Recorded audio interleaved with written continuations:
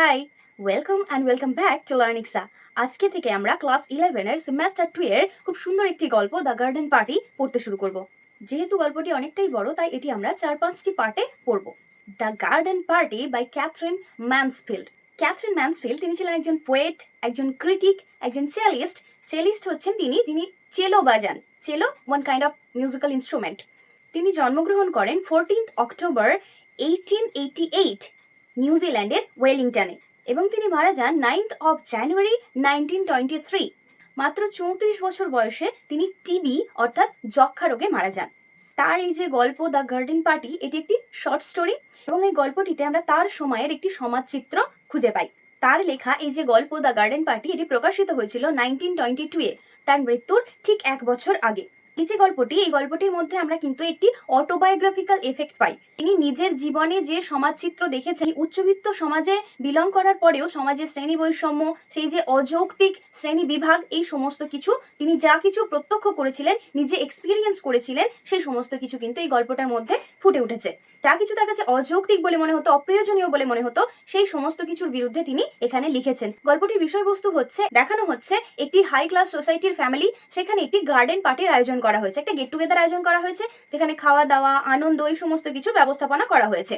সেই যে পার্টি, যেদিন সন্ধ্যেবেলায় এই পার্টিটা থ্রো করা হয়, সেদিন সন্ধ্যেবেলাতেই তাদের প্রতিবেশীর মৃত্যুর খবর আসে। যেই প্রতিবেশী ছিল একজন কর্মচারী শ্রেণীর, তাদের থেকে অনেক নিচু শ্রেণীর, সেই মানুষের মৃত্যু শোনার পরে তাদের মধ্যে যে কি রিয়াকশন হয়, তারা কি সেই পার্টিটা বন্ধ করে দিয়েছিল নাকি তাদের নিজেদের আনন্দটাকেই তারা চালিয়ে গিয়েছিল, সেটাই আমরা গল্পটাতে পড়তে পড়তে দেখতে পাবো। এবং এখানে লেখিকার মনের মধ্যে কি অনুভূতি হচ্ছে, তিনি কি এক্সপিরিয়েন্স করছেন, সেটাই আমরা এই গল্পটার মধ্যে পড়বো।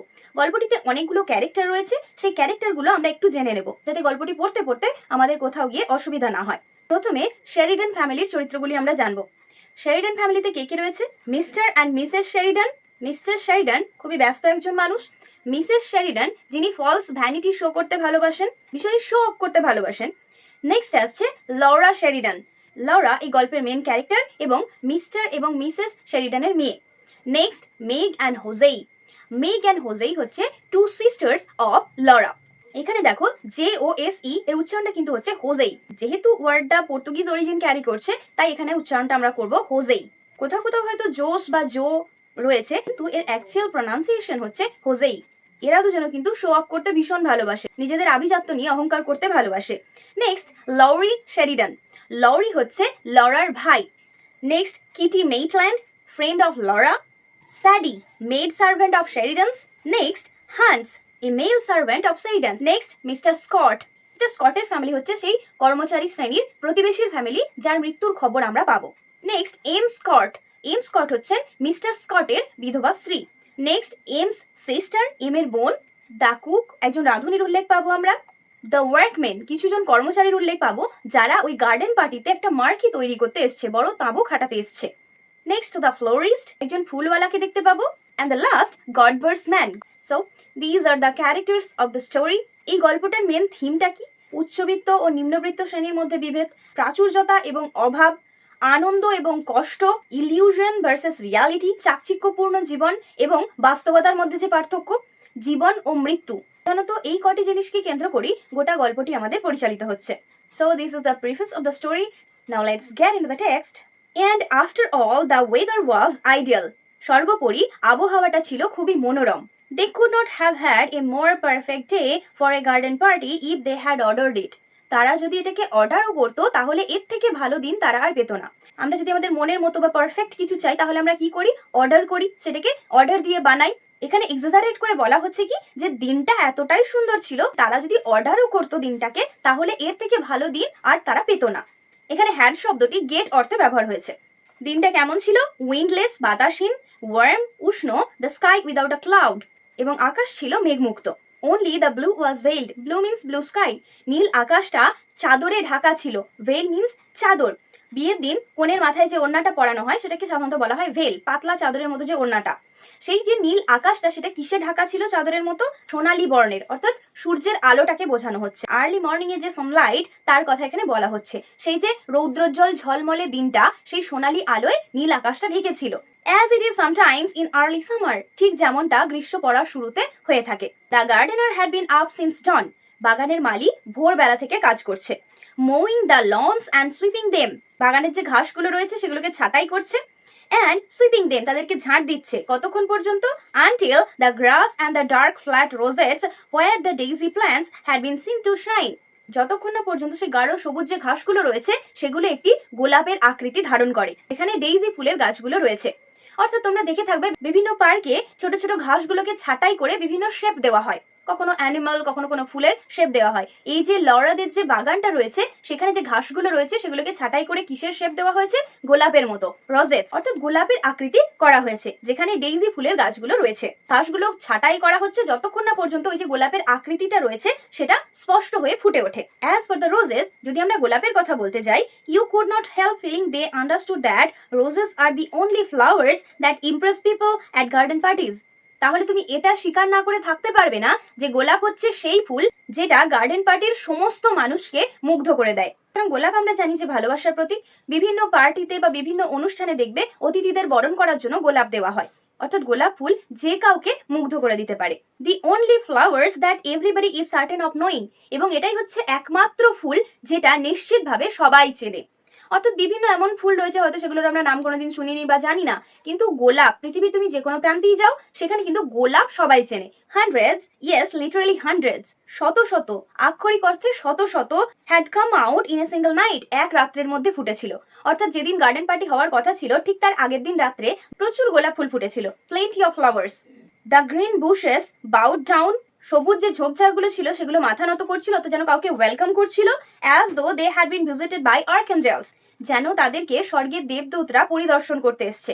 Breakfast was not yet over before the men came to put up the marquee, তখনও সকালের খাবার খাওয়া শেষ হয়নি, একদল মানুষ সেখানে এলো মার্কি অর্থাৎ তাঁবু তৈরি করার জন্য। বড় ধরনের যে তাঁবু যেগুলো বিভিন্ন অনুষ্ঠান বাড়িতে তৈরি করা হয়, যেখানে অতিথিদের বসার ব্যবস্থা করা হয়, বিভিন্ন খাবারের স্টল করা হয়, সেটা কি বলা হয়? Marquee. Where do you want the marquee put mother, মা তাঁবুটা তুমি কোথায় টাঙাতে চাও? My dear child, it's no use asking me, আমার বাচ্চা আমাকে এটা জিজ্ঞাসা করে কোনো লাভ নেই। I am determined to leave everything to you children this year, আমি ঠিক করেছি এই বছরে সমস্ত কাজের দায়িত্ব তোমাদের বাচ্চাদের উপর ছেড়ে দেবো। অর্থাৎ প্রত্যেক বছরই তাদের গার্ডেন পার্টি হয় এবং তার মা সমস্ত কিছু দায়িত্ব নিয়ে অ্যারেঞ্জমেন্ট করেন, কিন্তু এবছর তিনি কি ঠিক করেছেন? তার যে ছেলেমেয়েরা রয়েছে তাদের উপরে তিনি সমস্ত দায়িত্ব দেবেন, তিনি কোনো দায়িত্ব এখন আর নেবেন না। Forget I am your mother, ভুলে যাও যে আমি তোমাদের মা। Treat me as an honoured guest, আমাকে একজন সম্মানীয় অতিথির মতোই তোমরা ভাবো। অর্থাৎ আমাকে কোনো কিছু জিজ্ঞাসা করো না, অতিথিদেরকে তোমরা যেমন ভাবে ট্রিট করবে আমাকেও সেইভাবেই তোমরা ট্রিট করো, তোমাদের যা ভালো মনে হচ্ছে তোমরা সেটা করো। But Meg could not possibly go and supervise the men, কিন্তু খুব সম্ভবত মেঘ যেতে পারবে না এবং মানুষজনদেরকে তদারকি করতে পারবে না। ওই যে কর্মচারীরা এসছে মার্কি টাঙানোর জন্য তাদের কাছে যাওয়ার কথা বলা হচ্ছে কি মেঘ সেখানে গিয়ে তাদেরকে সমস্ত কিছু ডিরেকশন দিতে পারবে না। She had washed her here before breakfast, সকালের খাবার খাওয়ার আগেই সে তার চুল ধুয়েছে, অর্থাৎ স্নান করেছে। And she sat drinking her coffee, এবং সে বসে বসে তার চা খাচ্ছে। ইন এ গ্রিন টার্বান, তার মাথায় একটা সবুজ রঙের তোয়ালে জড়িয়ে, চুল মোছার জন্য যে তোয়ালেগুলো ব্যবহার করা হয়। With a dark wet curl stamped on each cheek, এবং তার দুই গালের পাশে তখনও ভিজে কোঁকড়ানো চুল ঝুলছে, অর্থাৎ বোঝানো হচ্ছে যে সবেমাত্র সে স্নান করে এসছে, তার চুলটা তখনও একদম ভিজে। মেঘ আমরা পড়েছিলাম যে লরার বোন। হোজেই দ্য বাটারফ্লাই, হোজেই যে ছিল একটা প্রজাপতির মতো, always came down in a silk petticoat and a kimono jacket, সে কি পরে নেমে এলো? সিল্কের একটা স্কার্ট পরে অ্যান্ড এ কিমোনো জ্যাকেট, এবং এটি কিমোনো জ্যাকেট পরে। Kimono jacket is a Japanese traditional dress, জাপানিদের কাছে এই কিমোনো জ্যাকেটটা একটা ঐতিহ্যের বলতে পারি বা সংস্কৃতির প্রতীক। You will have to go Laura, you are the artistic one, Laura তোমাকেই যেতে হবে, কারণ এখানে তুমি একমাত্র এই সমস্ত কাজগুলি ভালো পারো বা তোমার মধ্যে শিল্প মনস্কতা রয়েছে। অ্যাওয়ে লরা ফ্লিউ, সঙ্গে সঙ্গে লরা দৌড়ে চলে গেল। Still holding her piece of bread and butter, তখনও তার মাখন পাউরুটিটা তার হাতের মধ্যেই রয়েছে। Cause she was having her breakfast. It's so delicious to have an excuse for eating out of doors, এটা এতটাই সুস্বাদু যে বাইরে গিয়ে খাওয়ার একটা অজুহাত চাই। And besides she loved having to arrange things, এবং এছাড়াও কি যে সে এই সমস্ত জিনিসের ব্যবস্থাপনা করতে খুব ভালোবাসে। She always felt she could do it much better than anybody else, এবং সে কি ভাবতো যে কোনো কারোর থেকে সে এই কাজটা খুব ভালো পারে। 4 men in their shirt sleeves stood grouped together on the garden path, 4 জন মানুষ তাদের হাতাওয়ালা পোশাক পরে গার্ডেন পাথ বাগানের রাস্তায় দাঁড়িয়েছিল। They carried staves covered with rolls of canvas, তাদের হাতে ছিল বড় বড় লাঠি যেগুলিতে কি জড়ানো ছিল? বড় বড় ত্রিপল জড়ানো ছিল। ওই যে মার্কি অর্থাৎ তাঁবু খাটাতে এসছে তার জন্য যে প্রয়োজনীয় ত্রিপল সেটি বড় বড় লাঠিতে জড়ানো ছিল। And they had big tool bags slung on their backs, এবং তাদের পিঠে ঝুলছিল বড় বড় যন্ত্রপাতির ব্যাগ। দে লুকড ইমপ্রেসিভ, তাদেরকে দেখতে খুব সুন্দর লাগছিল। Laura wished now that she was not holding that piece of bread and butter, Lawler এখন মনে হচ্ছে তার হাতে যদি ওই মাখন পাউরুটিটা না থাকতো তাহলে খুব ভালো হতো। But there was no where to put it, কিন্তু এটা কোথাও রাখারও জায়গা ছিল না। And she couldn't possibly throw it away, এবং সে এটাকে ফেলে দিতেও পারছিল না। She blushed, সে একটু লজ্জা পেল, and tried to look severe and even a little bit short-sighted as she came up to them, এবং সে যখন তাদের কাছে এলো নিজেকে কিছুটা গুরুগম্ভীর এবং দূরদর্শী দেখানোর চেষ্টা করলো। অর্থাৎ সে যে খেতে খেতে চলে এসছে একটা ক্যাজুয়াল ওয়েতে, সে সেটা বুঝতে দিতে চাইলো না। সে বোঝাতে চাইলো যে যে কাজের জন্য তাকে পাঠানো হয়েছে সে সেই বিষয়ে ভীষণই পটু এবং সেই কাজের প্রতি সে ভীষণই serious. Good morning, she said, সে বলল সুপ্রভাত, কপিং হার মাদার্স ভয়েস, তার মায়ের কণ্ঠস্বরটা নকল করে। But that sounded so fearfully affected that she was ashamed, কিন্তু সেটা এতটাই কৃত্রিম শোনালো যে সে কিছুটা লজ্জা পেয়ে গেল। অর্থাৎ বোঝা গেল যে সে কাউকে নকল করতে চাইছে এবং সে লজ্জা পেয়ে গেল। And stammered like a little girl, এবং ছোট্ট মেয়ের মতো তোতলাতে লাগলো। Oh, have you come, বলছে ও আচ্ছা আচ্ছা আপনারা এসেছেন। It is about the marquee, আপনারা কি তাঁবু খাটানোর ব্যাপারে এসেছেন? That's right, miss, said the tallest of the men, ওই চারজন মানুষের মধ্যে যে সবথেকে লম্বা লোকটি ছিল তিনি বললেন কি, হ্যাঁ আপনি ঠিকই বলছেন। এ ল্যাঙ্কি ফ্রেকল্ড ফেলো, ওই লোকটি কেমন ছিল? ল্যাঙ্কি, রোগা ছিপছিপে, ভীষণই রোগা পাতলা, ফ্রিকল্ড ফেলো, এবং যার মুখে ছোপ ছোপ দাগ রয়েছে। And he shifted her tool bag, এবং সে কি করলো তার যন্ত্রপাতির ব্যাগটাকে নামালো। Knocked back his straw hat and smile down at her, খড়ের তৈরি টুপিটা মাথায় পড়েছিল সেটাকে এখান দিকে একটু নাড়ালো অ্যান্ড স্মাইল অ্যাট হার, এবং তার দিকে তাকিয়ে মৃদু হাসলো। দ্যাটস অ্যাবাউট ইট, আমরা সেই জন্যই এসেছি। His smile was so easy, তার এই যে হাসিটা ছিল এতটাই সাবলীল, so friendly, এতটাই বন্ধুত্বপূর্ণ, that Laura recovered, যে লরা খুব শিগগিরই সেটা থেকে স্বস্তি বোধ করতে লাগলো। অর্থাৎ সে যে একটা awkward সিচুয়েশনে পড়ে গিয়েছিল তার মায়ের গলা নকল করতে গিয়ে, সেটা থেকে সে আস্তে আস্তে বেরিয়ে আসতে লাগলো। What nice eyes he had, তার চোখ দুটো কি সুন্দর, স্মল ছোট, but such a dark blue, কিন্তু চোখগুলো ছিল ঘন নীল। And now she looked at the others, এখন সে অন্য মানুষদের দিকেও তাকালো। They were smiling too, তারাও হাসছিল। Cheer up, we won't bite, their smile seemed to say, মনে হচ্ছিল তাদের হাসিটা যেন এটা বলতে চাইছে যে তুমি ভয় পেও না, আমরা তোমাকে কামড়ে দেব না। অর্থাৎ সে যে ইতস্তত বোধ করছিল বা যে অস্বস্তিতে সে পড়ে গিয়েছিল সেই সিচুয়েশনটা থেকে সে আস্তে আস্তে বেরিয়ে আসতে লাগলো। How very nice workmen were, এই কর্মচারীরা কি ভালো, and what a beautiful morning, এবং সকালটাও কি সুন্দর। She mustn't mention the morning, কিন্তু তার সকাল নিয়ে ভাবলে এখন চলবে না। She must be business like, তাকে তার কাজে মন দিতে হবে। The marquee, তার কাজটা কি, এই যে তাঁবু খাটানোর ব্যাপারটা সেদিকে তদারকি করতে হবে। Well, what about the lily lawn, would that do? অর্থাৎ বলছে কি ওই যে লিলি গাছের বাগানটা রয়েছে ওখানে হবে কি, অর্থাৎ যে কর্মচারীরা এসছে তারা জিজ্ঞাসা করছে যে কোথায় তাঁবুটা খাটানো হবে, এবং সে কি বলছে ওই যে লিলি গাছের বাগানটা রয়েছে ওখানে কি করা যেতে পারে। And she pointed to the lily lawn with her hand that didn't hold the bread and butter, এবং তার যে হাতে মাখন পাউরুটিটা ছিল না সে সেটা দিয়ে নির্দেশ করে লিলি বাগানটার দিকে দেখালো। They turned, তারা ঘুরলো। They stared in that direction, তারা ওই দিকে এক দৃষ্টে তাকিয়ে রইলো। A little fat chap thrust out his underlip, একজন যে ছোট বেটেখাটো মানুষ ছিল, chap means fellow person, ছোট বেটেখাটো যে মানুষ ছিল সে কি করলো, thrust out his underlips, তার নিচের ঠোঁটটা উল্টালো। দেখবে কোনো কিছু জিনিস পছন্দ না হলে আমরা এই জেস্টারটা করে থাকি, like this. And the tall fellow frowned, এবং ওই লম্বা মানুষটি কি করলো, ভ্রু কোচকালো, অর্থাৎ ওই জায়গাটি তাদের পছন্দ হয়নি। I don't fancy it, আমার মনে হয় না ওখানে ভালো হবে। Said he, সে বলল। Not conspicuous enough, ওখানে খুব ভালোভাবে দেখা যাবে না। Conspicuous means very clearly, ওখানে খুব স্পষ্টভাবে তাঁবুটা তো দেখা যাবে না। You see, আপনি দেখুন, with a thing like a marquee, তাঁবুর মতো একটা জিনিস, and he turned to Laura in his easy way, খুব স্বাভাবিকভাবে সে লরার দিকে ঘুরলো। You want to put it somewhere where it will give you a bang slap in the eye, তাঁবুটা আপনার এমন একটা জায়গায় খাটানো উচিত বা টাঙানো উচিত যেটা সরাসরি মানুষের চোখে পড়বে। Slap in the eye, it's an idiom, এটার মানে হলো directly or exactly, অর্থাৎ বলতে চাইছে কি যে গার্ডেন পার্টির মধ্যে তাঁবুটা যেহেতু একটি বিশেষ আকর্ষণ, তাই এই তাঁবুটা এমন এক জায়গায় খাটানো উচিত যেখানে মানুষ আসার সঙ্গে সঙ্গেই তাঁবুটা তাদের চোখে পড়বে। Laura's upbringing made her wonder for a moment whether it was quite respectful of a workman to talk to her or bang slap in the eye. Upbringing means শিক্ষা দীক্ষা, আমরা যে শিক্ষা দীক্ষা বা যে কালচারে আমরা বড় হই। লরার শিক্ষা দীক্ষা তাকে একটু অবাক করে দিল এক মুহূর্তের জন্য, এটা ভেবে যে একজন কর্মচারী কি তার সঙ্গে ডিরেক্টলি এরম ভাবে কথা বলতে পারেন। অর্থাৎ আমরা জানি যারা কর্মচারী হয় মালিক বা মালকিনকে তারা রিকোয়েস্ট করতে পারে বা তাদের কাছে অর্ডার নিতে পারে, তাদেরকে কোনো কিছু নির্দেশ কিন্তু দিতে পারে না। কিন্তু এখানে এই যে লম্বা মানুষটি রয়েছে তিনি কি করছেন, তিনি লরাকে ডিরেকশন দিচ্ছেন যে আপনি এই জায়গায় এই কাজটা করতে পারেন তাহলে ভালো হবে, আপনি যেখানে বলছেন সেখানে কিন্তু ভালো হবে না। তাই লরার মনে হলো যে এইভাবে কি কর্মচারী তার সঙ্গে কথা বলতে পারে। ছোট থেকে সে তার পরিবারে এটাই দেখে এসছে যে তার পরিবারের যে সদস্যরা রয়েছে তারা কর্মচারীদেরকে শুধুমাত্র অর্ডার করে এবং কর্মচারীরা নির্বিবাদে সেটাকে পালন করে যায়। But she did quite follow him, কিন্তু সে কি করলো, কোনো কিছু না বলে তাকে অনুসরণ করে যেতে লাগলো। এ corner of the tennis court, tennis খেলার যে জায়গাটা রয়েছে ওর একটা কোণে হবে কি, সে সাজেস্টেড, সে বলল। But the bands going to be in one corner, কিন্তু আর একটা কোণে থাকবে ব্যান্ড পার্টি, অর্থাৎ বাজনা থাকবে। Going to have a band are you, হ্যাঁ আপনারা তো আবার বাজনার ব্যবস্থা করেছেন, said another of the workman, কর্মচারীদের মধ্যে একজন বলল। হি ওয়াজ পেল, তার মুখটা ছিল বিবর্ণ। He had a haggard look as his dark eyes scanned the tennis court, যখন সে তার কালো চোখ দুটি দিয়ে টেনিস কোর্টের দিকে তাকালো তাকে খুব বিধ্বস্ত চেহারার লাগলো। অর্থাৎ যে কর্মচারীরা এসছে তারা কি করে, সারাদিন অক্লান্ত পরিশ্রম করে, তাদের পরিশ্রমের ফলে তাদের চেহারা অনেকটা বিধ্বস্ত লাগছে। আবার হ্যাগার্ড লুক বলতে কিছুটা চিন্তিত ভাবকেও বোঝায়। হোয়াট ওয়াজ হি থিঙ্কিং, সে কি ভাবছে। Only a very small band, খুব ছোট্ট একটা বাজনার দল, সেড লরা জেন্টলি, লরা খুব মৃদুভাবে বলল। Perhaps he wouldn't mind so much if the band was quite small, আশা করি সে বাজনাটা ছোট দল শুনে কিছু একটা মনে করবে না।